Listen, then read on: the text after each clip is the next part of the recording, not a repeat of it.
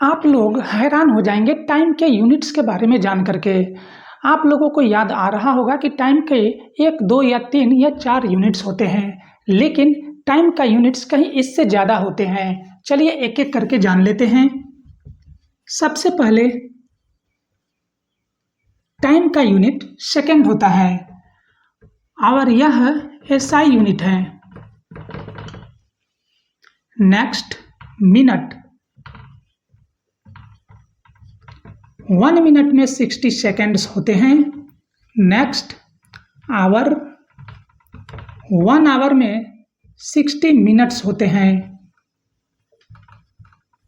Next day, 1 day में 24 hours होते हैं। नेक्स्ट वीक, 1 वीक में 7 डेज होते हैं। नेक्स्ट फोर्टनाइट, 1 फोर्टनाइट में 14 डेज होते हैं। नेक्स्ट मंथ, 1 मंथ में 28 to 31 डेज होते हैं। नेक्स्ट ईयर, 1 ईयर में 12 मंथ्स होते हैं।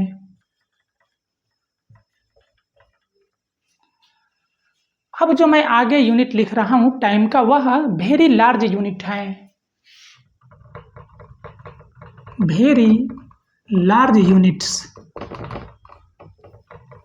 सबसे पहले हम लिखेंगे डिकेड।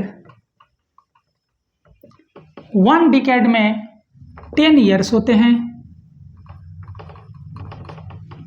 डिकेड को हम लोग हिंदी में क्या बोलते हैं? डिकेड को हिंदी में दशक बोलते हैं।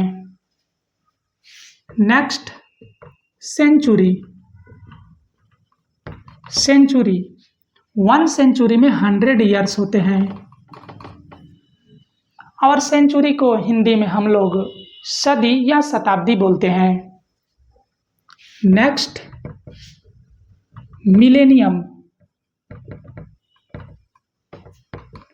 1 मिलेनियम में 1000 ईयर्स होते हैं और मिलेनियम को हम लोग हिंदी में सहस्राब्दी बोलते हैं। ये बहुत बड़ा यूनिट है। जितना भी मैंने यूनिट लिखा है बिल्कुल असेंडिंग ऑर्डर में मैंने लिखा है, मतलब बढ़ते हुए क्रम में मैंने लिखा है। ये सबसे बड़ा यूनिट है और पहला वाला इन सब में छोटा है। अब मैं एक जो यूनिट लिखने जा रहा हूँ उसको देख करके अक्सर बच्चे गलती करते हैं एग्जाम में, इसलिए एग्जामिनर के लिए यह बहुत ही अच्छा क्वेश्चन है। अब मैं लिख रहा हूँ लाइट ईयर।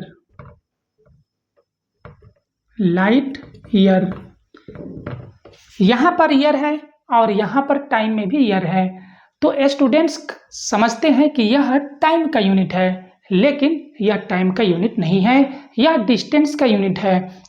और जब भी हमको बहुत बड़ा डिस्टेंस को मेजर करना होता है तो हम लाइट ईयर का यूज करते हैं। अब देखिए 1 लाइट ईयर में कितना होता है?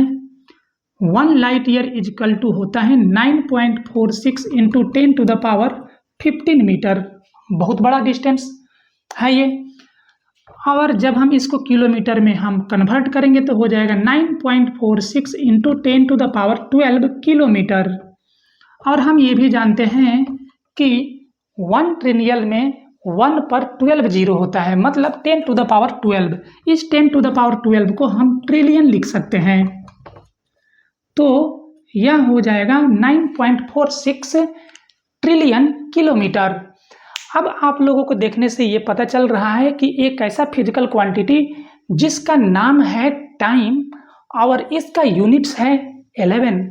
अब तक आप लोग देखे होंगे कि इलेक्ट्रिक करंट का एक यूनिट आप लोगों को पता है और एक यूनिट होता ही है, वो है एम्पियर। लेकिन एक ऐसा फिजिकल क्वांटिटी जिसका यूनिट्स 11 है। अब आप लोगों को क्या लग रहा है कि यह एक ऐसा फिजिकल क्वांटिटी है जिसका यूनिट क्या सबसे ज़्यादा है? तो जवाब है नहीं। एक और भी फिजिकल क्वांटिटी है जिसका यूनिट्स जो है 13 प्लस है। हम यहाँ पर 13 यूनिट लिखने जा रहे हैं और वह बहुत ज़्यादा इम्पोर्टेंट है, बार बार एग्जाम में उसमें से पूछा जाता है। यूनिट्स के विषय में चर्चा करने के बाद से आप लोगों के मन में ये विचार तो आ ही रहा होगा कि जिस यूनिट के बारे में हम लोगों ने 9th क्लास में पढ़ा, अब 11th क्लास में भी पढ़ रहे हैं। पर याद रखिए, आप जब भी फिजिक्स को पढ़े हैं या आगे जब भी फिजिक्स को पढ़ेंगे, किसी भी फिजिकल क्वांटिटी को डिफाइन करने के बाद से आप लोगों को यूनिट्स लिखना ही होता है। और आप लोग देखे भी होंगे, सारे बुक में जब भी किसी फिजिकल क्वांटिटी को डिफाइन किया जाता है तो यूनिट्स लिखा जाता है। आप बताइए क्या होगा अगर हम फिजिक्स से यूनिट्स को अलग कर दें, यूनिट्स को हटा दें, यूनिट्स को रिमूव कर दें, तो क्या हाल होगा फ्यूचर का, क्या हाल होगा हमारे फ्यूचर का।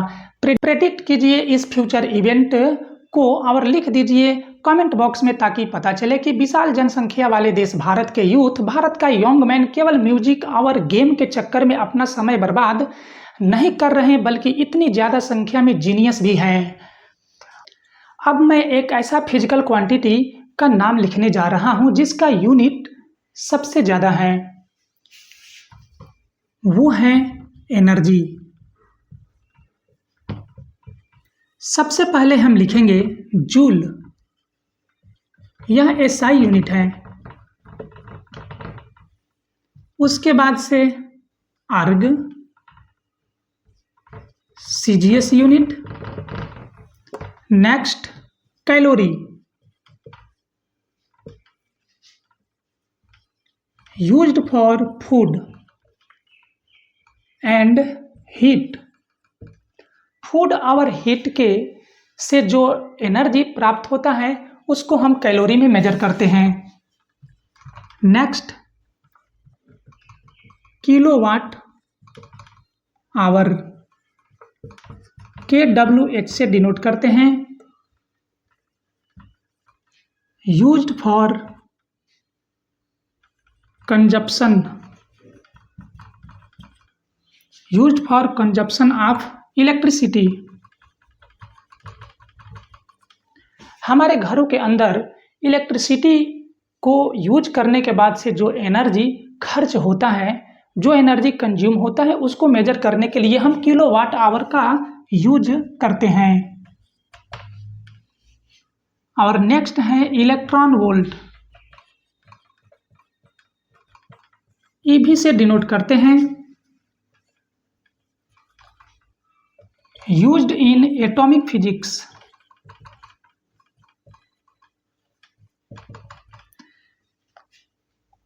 एटॉमिक फिजिक्स में यूज किया जाता है इलेक्ट्रॉन वोल्ट को। Next British thermal,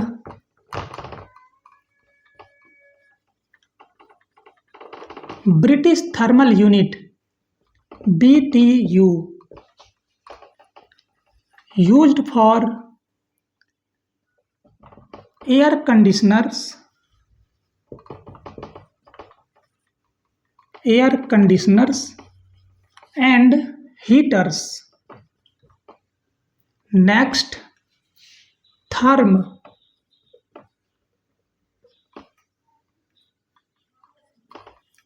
used for natural gas. देखिए थर्म जो है नेचुरल गैस के एनर्जी को मेजर करने में किया जाता है, लेकिन थर्म जो है ब्रिटिश थर्मल यूनिट से बहुत ज़्यादा होता है। 1 थर्म में 1 lakh BTU British thermal unit होता है। Next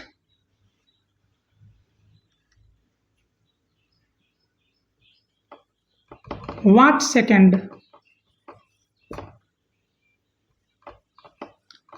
used in electrical engineering.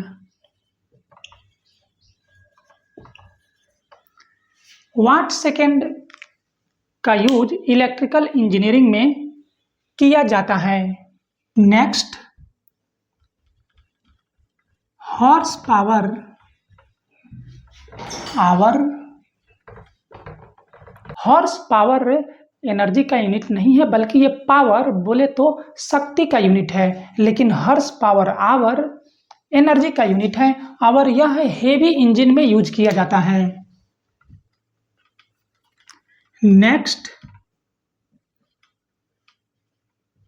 Ton of TNT used for energy of explosive। Energy of explosive के लिए यूज किया जाता है टन ऑफ TNT को।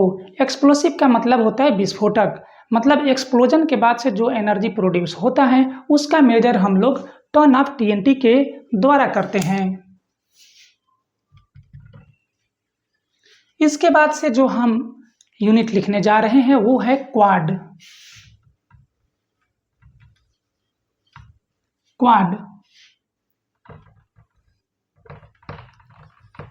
Used for global energy consumption.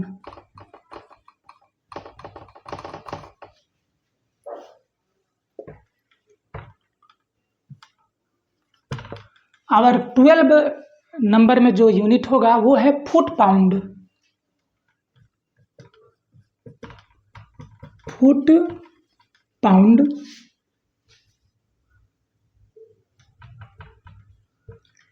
FT LB से denote किया जाता है। FT for foot and LB for pound, but why LB pound के अंदर तो नहीं है। लैटिन वर्ड लिब्रा से LB को लिया गया है। यूज्ड इन mechanical engineering.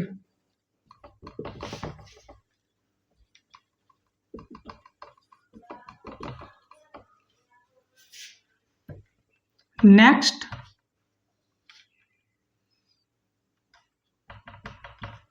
Litre atmosphere. LATM के द्वारा इसे डिनोट किया जाता है।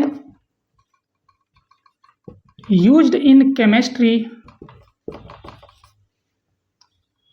And gas laws. तो देख